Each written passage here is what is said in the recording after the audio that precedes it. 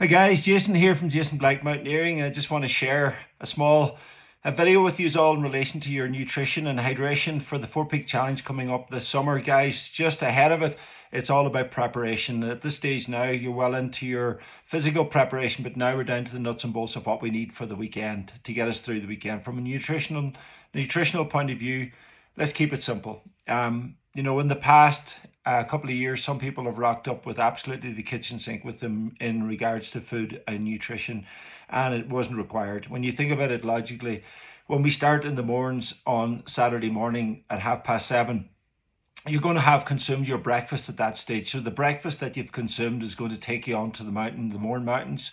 You're going to be up there for 2.5 hours. You're not going to really require any food on the Mourne Mountains. It is advisable maybe to bring a snack with you, like a sugary snack, like a Mars bar, a Bounty, something that'll increase your energy levels. But as far as sitting down to have a sandwich with tea, that's not required at all. So on the Saturday morning, turn up, have a good healthy breakfast. I mean, porridge with bananas, toast with beans, anything with a good slow releasing carbohydrate is what's required. Have your coffee, have your tea as normal. Hi- um, for uh, for hydration on the Mournes Mountains, you need 1 liter of water. You don't need much more than that. Again, if you think about it logically, you're going to have pre-hydrated in the days leading up to it. So you're going to be getting water into your body in the lead up to the weekend's hike. It's not advisable for people to go out on the drinking alcohol a couple of days beforehand. That's going to be a diuretic. It's going to lead to dehydration, and it's going to leave you really dehydrated and playing catch up right through the weekend. So if you can cut back on some alcohol, certainly, and the lead up to it from Wednesday, Thursday, and Friday, please not consume it all. Anything, certainly the night before. So as I said, like on the day of the hike, have a good, healthy breakfast that morning. Have preloaded in your hydration so that you're really ready for your first climb. On the mountain itself, a sugary snack, one of two, and a liter of water is sufficient for the full climb. You're only going to be up there for 2.5 hours in total, maybe 3 at the most, and back down to Slieve Donard Car Park, where you're going to be getting onto the bus, the 4 Peak Challenge bus, that's going to then take you to Lugnaquilla. So then on the bus, that's when you fuel for your next climb. So on the bus, I generally would have a sandwich. So I would have a packed sandwich on the bus ready for to go. I'd have a kit ready for the weekend, a full food kit ready for the weekend.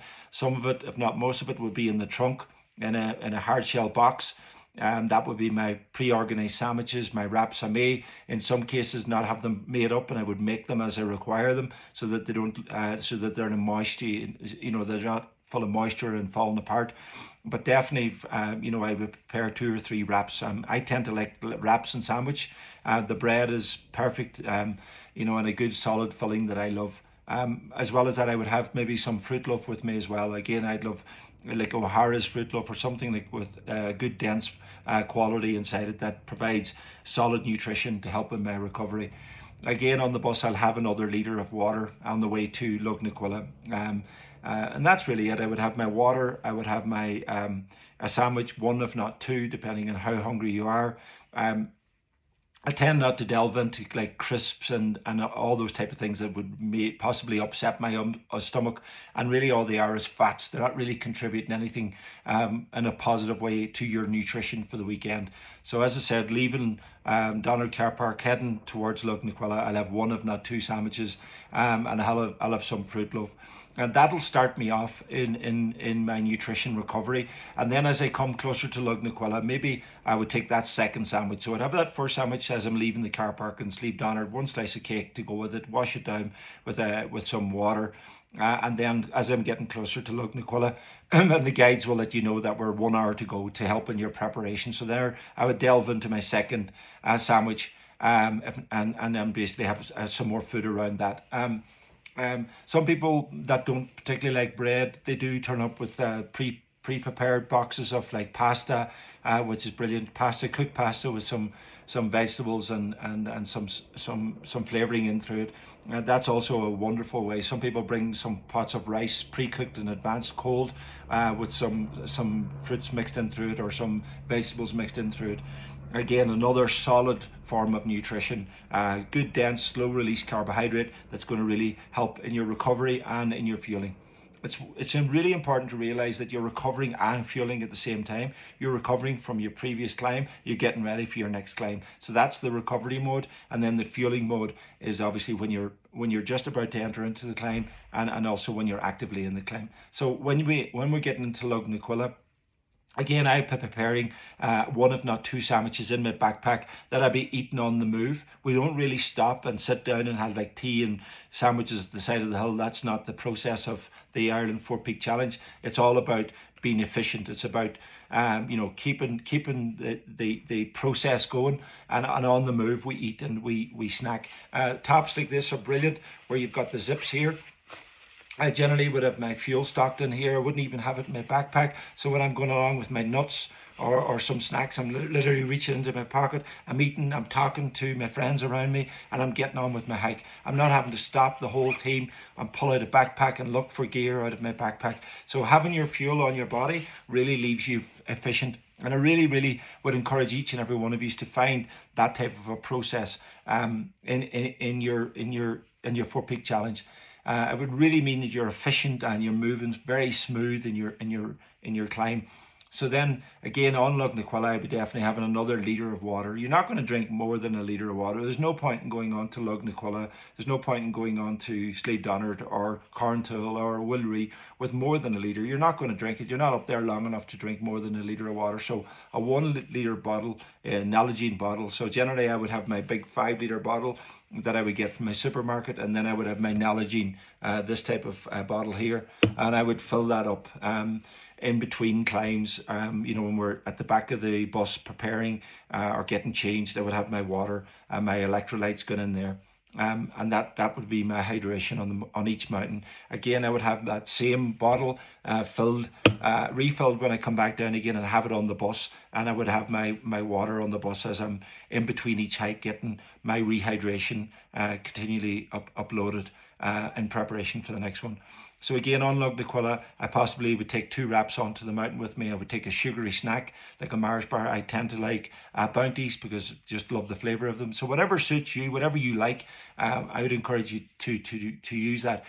Sweet objects or sweet products are lovely because they do stimulate that energy within your body, and we all need that when you're tired on the Four Peak Challenge, because you're going from climb to climb. It is important to probably bring in some sweetness that'll lift your mood and increase your energy levels. I use the fruit loaf because it's a slow release process in the sweetness of my hydration, as opposed to a bar of chocolate that's kind of gives me the high and the low, unfortunately. So and the good thing about a fruit loaf is with 2 fruit loaves on with you for the weekend, you chop them up into pieces and have them all pre-wrapped in tinfoil in the box. Basically, you can reach in and you can take a slice of your fruit loaf, put it into your pocket or into your bag, and that's you ready to go into the mountain. So if you know that you're going into Lugnaquilla with 2 wraps and 2 pieces of fruit loaf, that's all you need with 1 bottle of hydration, and you don't need much more than that. So then, coming off Lugnaquilla, we've got a long drive then to Carntool. We don't stop, guys. Don't be thinking this is like a pullover, pit stop, petrol station, all that type of nonsense. We don't do that at all. So please, you must come with your food. You must come prepared with your hydration and your food with you. It's the only way that we can efficiently get you around in the time frame that we've got to deliver the project for the weekend. So we will be doing P stops. So as I said, like there will be kind of like random P stops, but they're definitely not where we're going in and refueling and stopping for coffees and all that type of behavior. So do not be thinking that's it's going to be happening for the weekend. You must come with your food. You must come with your hydration, and you must be prepared for the weekend. So again, the drive from Lugnaquilla to Carntool is a long drive, and that's where I would encourage you to have your boxes with your rice and your pasta. Those long distance excursions between each transitions between each hike, between each mountain, that's where you get really good recovery and refuel done. So again, I would have my Tupperware type box with my pasta and my salads or my vegetables mixed in through it. It can be chicken, it can be whatever you want. If it is meat based, remember we don't have refrigeration on board, so don't leave yourself exposed from that point of view. So that's kind of what I would do there. I would have my water on board as well. I would again have my wraps. Again, I like wraps, guys, because you can kind of make up the fill. You can put in the ham, the cheese, and you can roll them up and bang, voila! You've got your on the move food. So then getting into Carntool, guys, it's going to be like 4 o'clock in the morning when we get into Carntool. Somewhere around between 3 and 4 in the morning, it'll be head torches on. You'll have preloaded your carbs on the way down the road, as I said, with the Tupperware full of the rice and pasta, maybe some bananas, again, just to help with the potassium. So you got the salts and potassium, which really helps counterbalance cramping. So the salt should be already in your meal. Again, the salts will be already in some of the other type of product like ham and stuff that's a processed product, but you won't have the potassium. So having a couple of bananas throughout the weekend really will help balance the potassium and the salts and keep the cramping at bay. So getting into Carntool, again, it's the highest mountain in Ireland. It's our biggest climb. It's cold. It's nighttime until sun comes up at 6, 7 o'clock in the morning. It's going to be cold, so we need to be well prepared. Going in there, I definitely would be having 2 sandwiches with me without doubt. I'm a 2 sandwich person on a mountain. One is what I primarily need, and the second is my backup. I generally eat the second maybe on the way back down again, which would help. Again, I'll be popping into my backpack or into my kit pack 2 of those fruit loaves as well, pre-wrapped in the tin foil, and maybe some jelly babies at this stage. A bag of jelly babies. Again, I've got my sugar hit to keep that sugar level elevated again at night time. And climbing up through the Devil's Ladder on Carntool with a head torch on is the most magnificent feeling in the world. And then when the sun pops up, absolutely spectacular. We do try to get you there for sunrise, but for one reason or another, depending on the pace of the group, that may be possible or not. But you're certainly going to experience an incredible sunrise on Carntool. So then on the summit, we'll just enjoy the photographs, we'll enjoy the scenery and the views, and then it'll be a quick turnaround and on the way down. And that's where you need to take on board again some of those sugary products to keep your conscious behavior in good shape. At this stage, you're into climb 3. You are going to be tired. You are going to be lethargic, and nutrition is really important to keep that energy physically in your body and mentally keep you stimulated. Again, Carntool, you're going to have that 1 litre bottle of water. Again, you're hydrating in between each hike, so it's not a case that you need to be consuming 2 litres in each climb. You're going to have the literage going on in between each climb on the transitions. And then, so that's that 1 litre in Carntool down. We're going to strip off our gear, get into our bus gear, which is generally like a tracksuit. Our sliders are on because we don't have our boots and stuff on the bus, because we try to keep the buses clean and as friendly for everybody else. So again, we're going to be providing blankets. We want you to pop back and have a sleep between Carntool and Willeree. But again, do not sleep until you've put in the nutrition, because while you're sleeping, while the nutrition's in your body, the cells are recovering, the muscles are getting healed, and they're getting prepared. The glycogen's getting prepared for the next climb and the last climb, which is Willeree. Again, we'll rock into Willeree roughly in and around about, I don't know, maybe lunchtime on Sunday.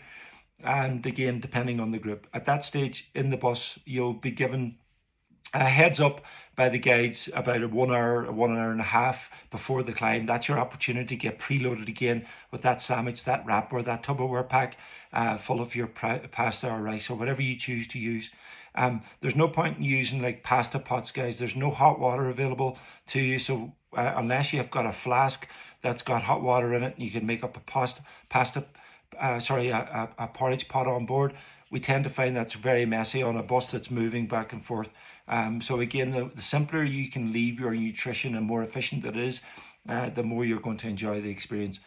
Again, guys, from a nutrition point of view, for those that possibly aren't aware of, there's a product called Electrolyte, which is available in all chemists. They're a small little tube, cylinder, tablet type electrolytes filled with all your salts, minerals that are required to keep your blood, which supplies nutrients to your muscles to keep them in good order and to avoid cramping. Water alone is a vehicle to carry the salts and minerals to your muscles. You need the electrolyte to really amplify and support and recover your muscles. So you can get them in any good chemist or any good outdoor store.